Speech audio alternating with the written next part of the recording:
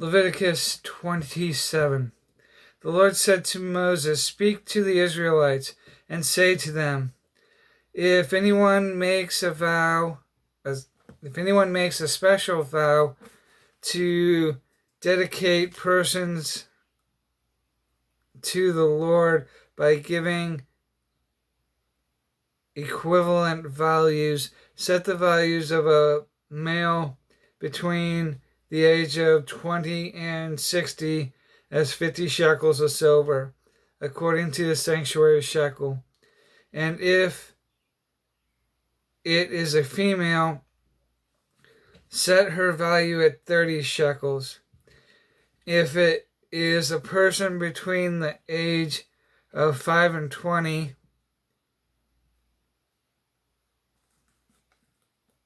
set the value of a male at 20 shekels and of a female at 10 shekels. If it is a person between 1 month and 5 years, set the value of a male at 5 shekels of silver and that of a female at 3 shekels of silver. If it is a person 60 years old or more, set the value of a male at 15 shekels or of a female at 10 shekels. If anyone makes the vow is too poor to pay the specific amount, he is to present the person to the priest, who will settle the value for him according to what the man making the vow can afford. If what he vowed is an animal that is acceptable as an offering to the Lord, such an animal given to the Lord becomes holy. He must exchange it or substitute a good one for a bad one, or a bad one for a good one. If he should substitute one animal for another, both it and the substitute become holy. If what he vows is ceremonially unclean animal, one that is unacceptable as an offering to the Lord, the animal must be presented to the priest, who will judge its quality as good or bad. Whatever value the priest then sets, that is what it will be.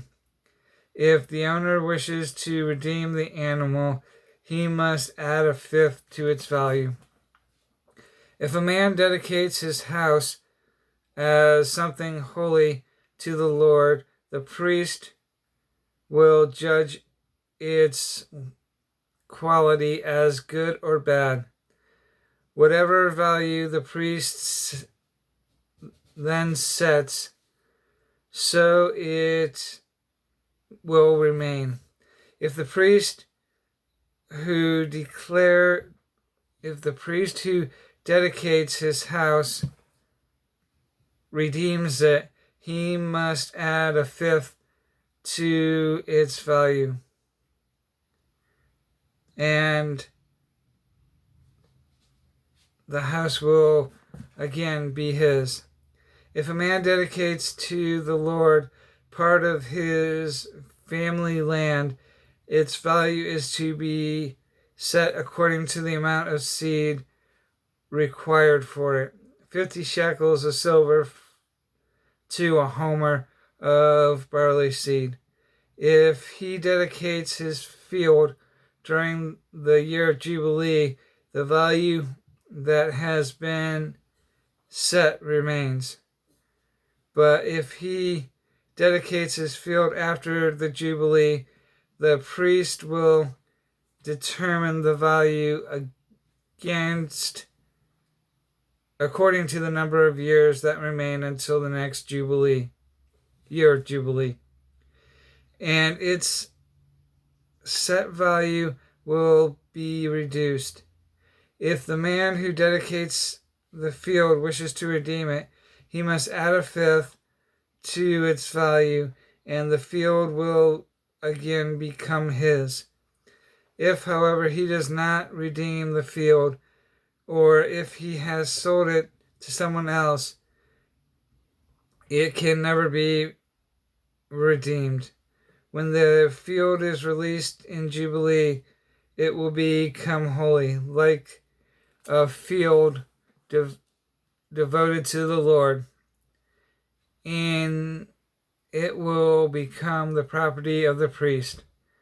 If a man dedicates to the Lord a field he has bought, which is not part of his family land, the priest will determine its value up to the year of Jubilee, and the man must pay its value on that day as something holy to the Lord. If the year of Jubilee, or in the year of Jubilee, the field will revert to the person from whom it was. Every value is to be set according to the sanctuary shekel, 20 germa to a shekel. No one, however, may dedicate the firstborn of an animal, since the firstborn already belongs to the Lord. Whether an ox or a sheep, it is the Lord's. If it is one of the unclean animals, he may buy it back at its set value, adding a fifth of the value to it. If he does not redeem it, it will be sold at its set value. But nothing that a man owns and devotes to the Lord, whether man or animal or family land, may be sold or redeemed. Anything so devoted is most holy to the Lord. No man